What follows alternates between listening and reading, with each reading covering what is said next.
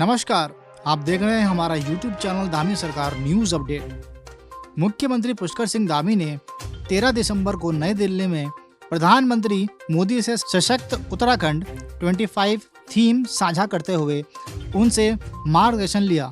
इस अवसर पर सीएम ने प्रधानमंत्री से प्रदेश में लंबित जल विद्युत परियोजनाओं के संचालन, हेम्परेरी व वाइब्रेंट विलेज योजना, दूरस्थ क्षेत्रों को बेहतर इंटरनेट कनेक्टिविटी से जोड़ने हेतु भारत नेट के दूसरे चरण में मिलने वाली सुविधाओं की उपलब्धता एवं मानसखंड कॉरिडोर समेत राज्य में स्वदेश दर्शन योजना के विस्तार हेतु अनुरोध किया। साथ ही सीएम धामी ने प्रधानमंत्री से देवभूमि उत्तराखंड को आदर्श राज्य बनाने के उद्देश्य से प्रदेश में तेज गति से संचालित विभिन्न विकास कार्यों की प्रगति को लेकर जानकारी भी साझा की।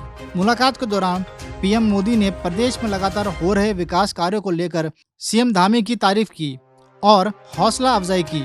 सीएम धामी ने प्रधानमंत्री को बताया कि सशक्त उत्तराखंड एट 25 थीम पर चिंतन शिविर का आयोजन किया गया था और राज्य सरकार द्वारा सामरिक दृष्टिकोण तथा पर्यटन एवं पर्वतीय क्षेत्र की आर्थिकी को आगामी 5 वर्षों में राज्य की आर्थिकी को दुगना करने का लक्ष्य रखा।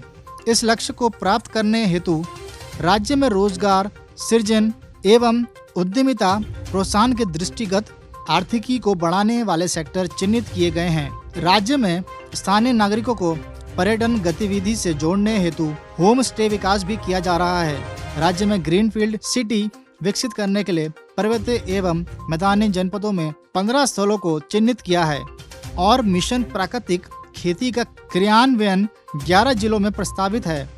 सीएम धामी ने कहा कि राज्य सरकार द्वारा नई शिक्षा नीति 2020 के अंतर्गत प्रस्तावित बाल वाटिका कार्यक्रम आरंभ कर दिया गया है।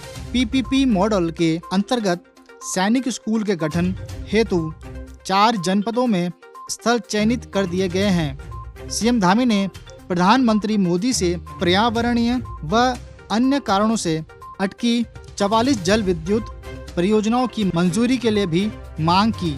सीएम ने उत्तराखंड को भारत नेट के दूसरे चरण में योजना का लाभ देने की मांग की।